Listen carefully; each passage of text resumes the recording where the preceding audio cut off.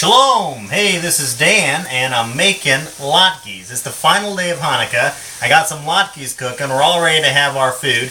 But I want to talk to you today about oil.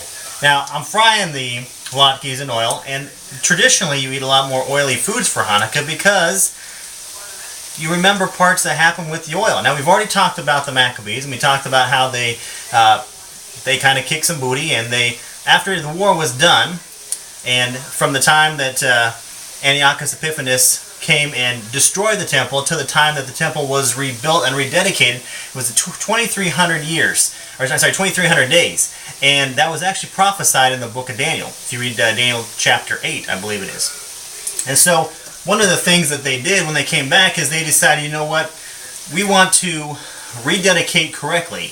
And so part of that meant that they had to light the menorah. Well, when they went looking for oil, they found that they only had enough oil for one day. Now you would say, what does that mean? Well, see, the way it worked is they had to only use pure oil when they did anything that had to do with the temple or the tabernacle or anything like that. So, all of the pure oil had been defiled, except for one canister, one little vial. And it was decided, you know, should we go ahead and light the menorah for this one day, knowing that it's not going to be enough oil for us to last, for us to keep it going, or should we go ahead and just skip it until we have enough oil to keep it going?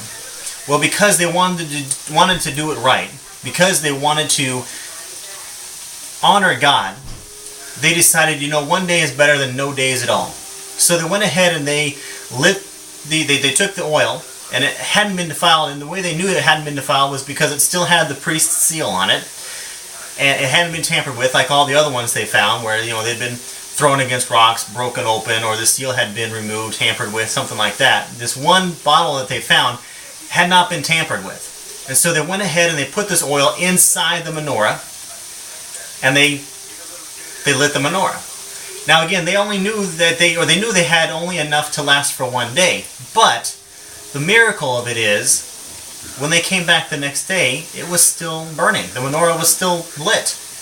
Now I'm going to go ahead and flip these as I talk a little bit more here. Now I'm not going to throw them up in the air just because it'd be my luck on video here that I wouldn't catch. So anyway, I'm just going to flip these normal ones. But so what happened is they came back and they noticed that the menorah was still burning on the next day. They came back again the third day, they noticed it was still burning then as well. Now, it kept on going like this, and in the process of them doing all this, coming back and checking on the oil stuff, they were making more oil as well, and they had to make pure oil according to the custom that was given to them. And so they come back, and they come back, and they come back, and every day they find that the menorah is still lit. We get these semblances from Hanukkah about the oil because this played such a big part. You know, earlier in my video, as I said, that I consider there to be two great miracles that happened for Hanukkah. One was the Maccabees, a small army, overcame the Syrian Greeks, the larger army. But then here's the second one, is the oil lasted way beyond its means. It lasted for a total of 8 days, which is why we celebrate Hanukkah for 8 days. And it lasted long enough for them to make pure oil. One little bottle that probably wasn't even enough to last through the first night.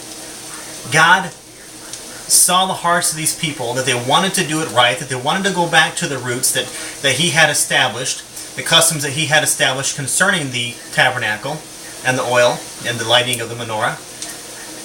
And He honored them. He honored the fact that they were wanting to get back to the roots. I want to encourage you, as my latkes finish up here, I want to encourage you to think about yourself in that aspect. You might not feel as though you're oil, or you might not feel greasy, but here's the deal. If you come back to the roots, there's no telling what God can do.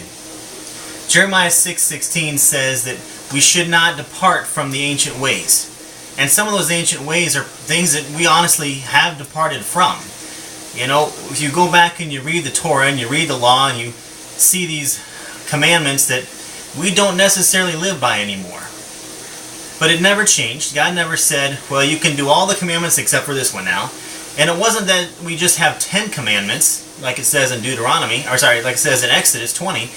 There's actually quite a few. 613 commandments in the Torah, to be exact.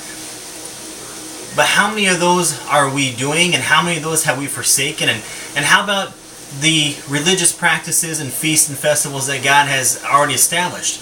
Are we in a position where we have forsaken them? Have we got rid of these ancient paths? I venture to say, sadly, we have. I know I have. How about we make this a season for our own miracle? We know about the Maccabees, we know about the oil, but why don't we come back to the roots ourselves? Why don't we rededicate ourselves just like they did the tabernacle? Why don't we give the little bit that we have and see what God can do with it? See how many days we can last. Not that it's a competition, and I'm talking about us being days differently, but let's see how long. Let's see what happens when we rededicate ourselves to God. Are you up for the challenge? I hope so. This is Dan. Shalom.